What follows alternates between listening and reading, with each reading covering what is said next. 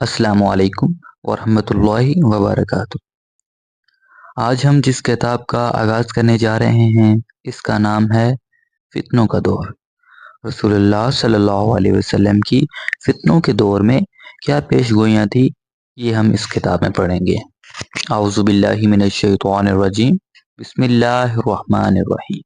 تمام تعریفیں اللہ کے لیے ہیں جس کے سوا کوئی معبود برحق نہیں، اور درود و سلام ہو محمد رسول اللہ صلی اللہ علیہ وسلم خاتم النبیین پر، جن کے بعد کوئی نبی آنے والا نہیں۔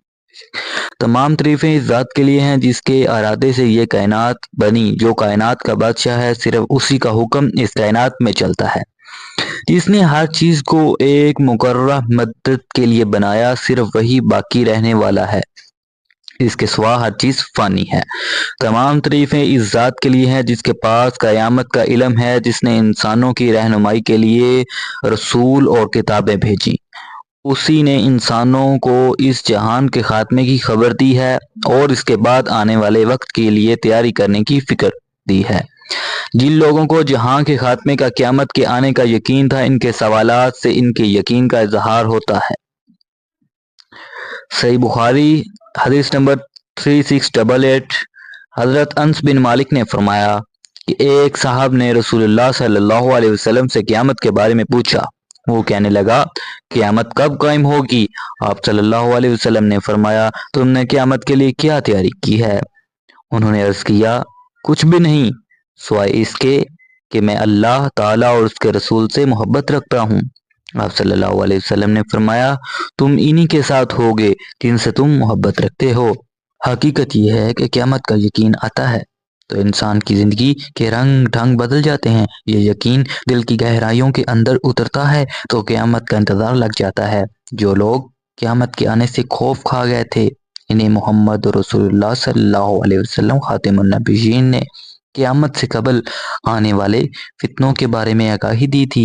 حضرت ابو ہریرہ رضی اللہ تعالیٰ عنہ فرماتے ہیں، رسول اللہ صلی اللہ علیہ وسلم نے فرمایا، جامع ترمذی 2195، تاریک راتوں کے ٹکڑوں کی طرح فتنوں کے واقع ہونے سے پہلے تم نیک اعمال کی جلدی کرو۔ صبح کو آدمی ایماندار ہوگا اور شام کو کافر ہو جائے گا، اور شام کو ایماندار ہوگا تو صبح کافر ہو جائے گا۔ لوگ دین کو دنیا کے سامان کی خاطر فروخت کر دیں گے۔ ان فتنوں کے بارے میں رسول اللہ صلی اللہ علیہ وسلم نے واضح ارشاد فرما دیا کہ یہ کہاں سے اٹھیں گی۔ حضرت ابن عمر رضی اللہ تعالیٰ عنہ سے روایت ہے، انہوں نے رسول اللہ صلی اللہ علیہ وسلم سے اس حال میں سنا کہ آپ صلی اللہ علیہ وسلم مشرق کی طرف منہ کیے ہوئے تھے۔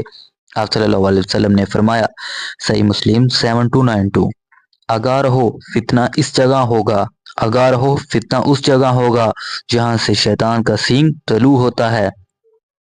صحابہ کرام فتنوں کے دور کو پہچانتے تھے۔ حضرت حذیفہ سے روایت ہے کہ رسول اللہ صلی اللہ علیہ وسلم نے مجھے ہر اس بات کی خبر دی جو قیامت تک پیش آنے والی ہے، اور ہر چیز کے بارے میں آپ صلی اللہ علیہ وسلم سے سوال کیا گیا، سوائے اس کے کہ میں نے آپ صلی اللہ علیہ وسلم سے یہ سوال نہیں کیا کہ اہل مدینہ کو کون سی چیز مدینہ سے نکالے گی۔ صحیح مسلم 7265۔ فتنوں کے دور کے بارے میں حضرت ابو ہریرہ رضی اللہ تعالیٰ عنہ نے بیان کیا کہ نبی کریم صلی اللہ علیہ وسلم نے فرمایا، صحیح بخاری 7115، قیامت قائم نہیں ہوگی یہاں تک کہ ایک شخص دوسرے کی قبر کے پاس سے گزرے گا اور کہے گا، کاش میں بھی اس جگہ ہوتا۔ جزاک اللہ خیرہ۔